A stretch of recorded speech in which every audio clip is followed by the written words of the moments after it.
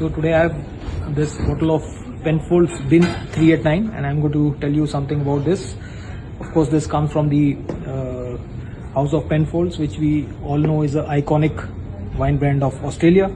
And the story of Penfolds, took a defining turn way back in 1950 when the young winemaker Max Schubert, he visited Europe, where he got fascinated and inspired by the great wines of Bordeaux, especially by their ability to age for longer periods.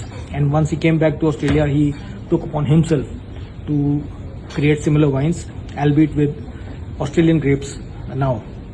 And these wines came to be known as Grange or Grange series of wines.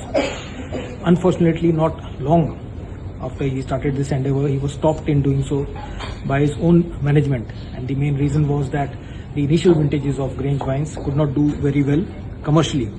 But Max Schubert had full faith in his conviction, and he continued making smaller batches of these experimental wines in his cellar secretly without telling his management. And he used to store each of such wine in a special place in the cellar, which was called as bin, and a term which would later become the wine of name of the wine itself, like the Bin 389 we want to drink today.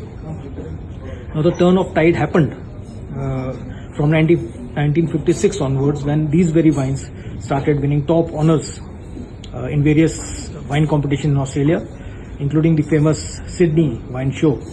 And these wines soon gained prominence, becoming iconic wines and commanding high prices, a legacy which continues even today. Now coming on to the wine which we're going to savor today, the final wine in our wine dinner tonight, it is the Bin 389. Now this is also called as Baby Grange, and that is mainly because of it being similar in power, style and structure to the main Grange wines, with a little bit of more approachability. As also that this matures in the same oak barrel in which the main Grange wines were made in the previous vintage. So that's a wonderful red wine from Australia, from Penfolds, and we're going to serve this as the final wine in the main course. So cheers.